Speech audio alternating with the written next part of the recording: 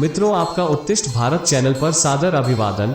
मैं आपका दोस्त TSR। सबसे पहले आप लोगों को बहुत बहुत साधुवाद जो आपने मेरे चैनल को सब्सक्राइब किया। दोस्तों, भीमराव ने अपनी एक जनसभा में कहा था कि ब्राह्मणों के द्वारा दलितों के गले में मटकी और कमर में झाड़ू बांध दी जाती थी। मित्रों, ये बात सरासर झूठ है। इतिहास में ऐसा कोई भी प्रमाण नहीं है जो भीमराव की इस बात को सत्य सिद्ध कर सके। दोस्तों, जैसे आज के नेता अपने पार्टी की वाहवाही करने के लिए और वोट बटोरने के लिए फर्जी घोषणाएं करते हैं, वैसे ही भीमराव अपनी एक जनसभा में मुंह फाड़कर चले आए। अपने को दलित हितैषी बताने के चक्कर में हमेशा सवर्ण समाज पर मन के मुताबिक मिथ्या आरोप मढ़ देते थे और लोग उनकी बात को सही भी मान लेते थे। बचपन की एक कहानी है, सुनाता हूँ। दोस्तों, एक गांव में एक बार रात में हाथी गुजरा। लोगों ने सुबह उसके बड़े और गोल पैर के निशान देखकर लोगों को अचरज हुआ। कहा, इतना बड़ा पांव किसका हो सकता है? गांव वालों ने शायद हाथी नहीं देखा था। उस गांव में एक लालबू झक्कड़ नाम का आदमी रहता था, जो उस गांव का इकलौता, वो भी शहर से 5वीं फेल होकर आया था। बाकी के लोग अनपढ़ थे। लोगों ने उससे पूछा कि ये पांव के निशान किस जानवर के हैं। लालबू झक्कड़ कुछ देर सोचकर मन ही मन बोला कि अगर हाथी बोलूंगा तो ये लोग यकीन नहीं करेंगे। तो लालबू झक्कड़ ने कहा कि रात में हिरण अपने पांव में चक्की बांध के कूद कूद कर निकला होगा।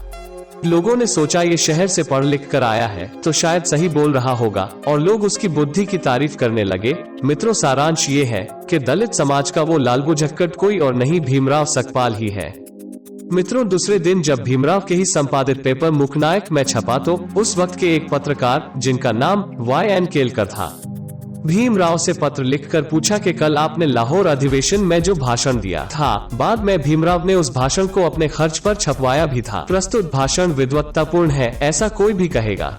मेरे पत्र लिखने का कारण इतना ही है कि इसमें मेरे कुछ संदेह है जिनका आप उत्तर दें। आपने बहुत से अलग अलग उदाहरण भी दिए। इस प्रकार अस्पृश्यों की दीनहीन परिस्थिति का वर्णन करते हुए और ब्राह्मणों को नीचा दिखाने के आवेश में आपने जो बातें कही वह पूर्णतः असत्य है। बस यही मेरा कहना है। डॉक्टर आम्बेडकर की कही सारी बातें मात्र दंत कथात्मक है और समकालीन इतिहास में इस प्रकार की घटना का कहीं पर भी साक्ष्य नहीं मिलता। पेशवा डायरी के 12 भाग, पेशवा दफ्तर के 45 भाग और जितने पेशवाओं के प्रामाणिक दस्तावेज और खंड उपलब्ध हैं, उनमें कई अस्पृश्य जातियों का उल्लेख है, परंतु गले में मटकी और कमर में झाड़ू बांधने जैसी किसी बात का कहीं पर भी उल्लेख नहीं मिलता। डॉक्टर आम्बेडकर जैसे विद्वान को दंत कथा और प्रामाणिक ऐतिहासिक दस्तावेजों में अंतर क्यों नहीं समझ में आता है?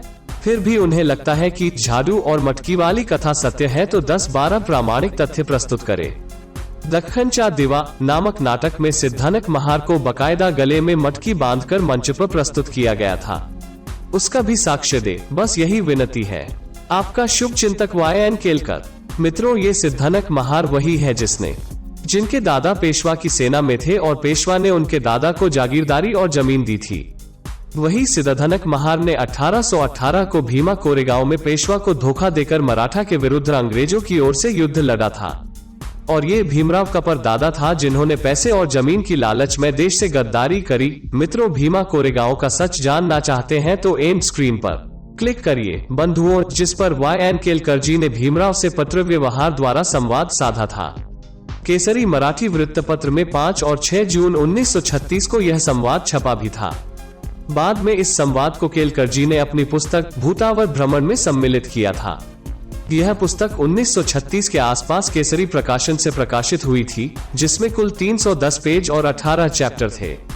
मित्रों, वर्तमान समय में यह पुस्तक डायमंड प्रकाशन से प्रकाशित हुई है, जिसमें कुल 195 पेज है और 17 चैप्टर है, और डायमंड प्रकाशन द्वारा प्रकाशित पुस्तक से मूल पुस्तक में छपे 18 चैप्टर में से एक चैप्टर आम्बेडकर महार व मटकी हटा दिया गया है, जिसमें केलकर जी ने भीमराव से पत्र व्यवहार द्वारा संवाद साधा था।